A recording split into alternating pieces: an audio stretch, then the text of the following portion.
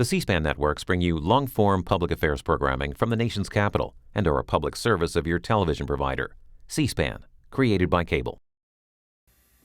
Good afternoon. Well, first of all, I want to thank all of the local elected and appointed officials that are with us today, as well as the community leaders of this region. We deeply appreciate the stress and activities you've been going under, and also want to thank our great friends here at the University of Missouri St. Louis, Chancellor George, always deeply involved in the community and willing to assist us in whatever way, shape, or form. And I thank him for the excellent leadership he provides in this region. I want to thank everybody for joining us on a very, very busy day for the community. First, let me go through what we've done today. Then you'll hear folks here, and then we'll be glad to take questions. This morning, I was briefed by state public safety officials on the events of yesterday evening and morning. I also spoke this morning with President Obama, who conveyed his concerns about the situation and appreciation for our efforts to resolve it. Here in St. Louis, I've met with faith and civic leaders, area legislators, and I took a moment to visit the scene this morning, where earlier this week a young man, not much younger than my own sons, lost his life. Finally, of course, I deeply appreciate the opportunity to speak with and hear from members of the neighborhood that is directly affected by the events of the last 6 days. They told me that they want a community that's healthy and happy and safe.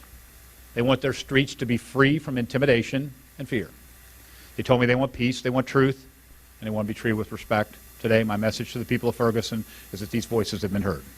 Over the past several days, we've all been deeply troubled by this crisis, as the pain of last weekend's tragedy has been compounded by days of grief and nights of conflict and fear. What's gone on here over the last few days is not what Missouri is about. It's not what Ferguson is about. This is a place where people work, go to school, raise their families, and go to church, a diverse community, a Missouri community.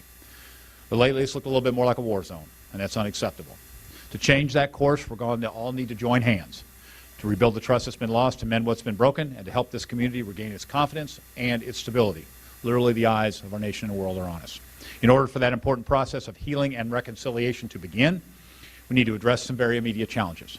That's why today I'm announcing that the Missouri Highway Patrol, under the supervision of Captain Ron Johnson, who grew up in this area, will be directing the team that provides security in Ferguson.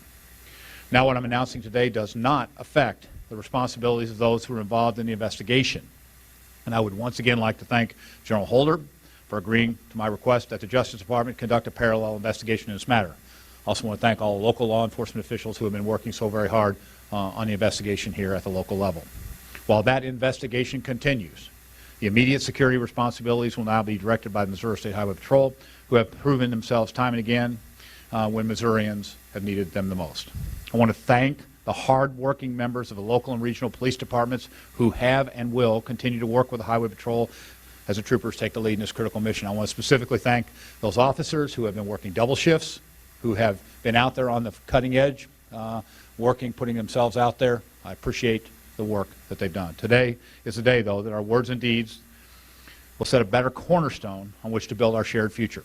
Because I believe, and quite frankly, I know, that Ferguson will not be defined as a community that was torn apart by violence, but will be known as a community that pulled together to overcome it. Today is the day that we renew our commitment to bring peace to the families of Ferguson, the day we commit to our mutual responsibilities of ensuring the safety and security of our communities and making sure they are served with justice and respect by their leaders. The day that we embrace our shared obligation as citizens to express our grief in a peaceful manner and voice our expectations for fairness and justice. Friends, we must pledge again to build up this community and direct it and ourselves toward the better angels of our nature. We'll now hear from a couple other folks, and I'll be glad to take questions.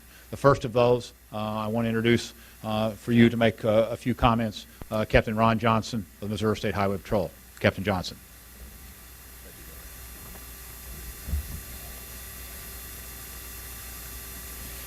I appreciate the significance of this responsibility and the fact that this community and state and the nation are looking for law enforcement leadership that protects and serves our citizens. I grew up here, and this is currently my community and my home. And therefore, it means a lot to me personally that we break this cycle of violence, diffuse the tension, and build trust, showing the utmost respect for every interaction with every citizen. Moving forward, I'm confident that the patrol and police resources present here in Ferguson will do just that. They understand, as I do, how important it is that Ferguson has confidence in law enforcement, works with us, and understands that we are here to serve them. I understand that the anger and fear that the citizens of Ferguson are feeling, and our police officers will respect both of those. Thank you.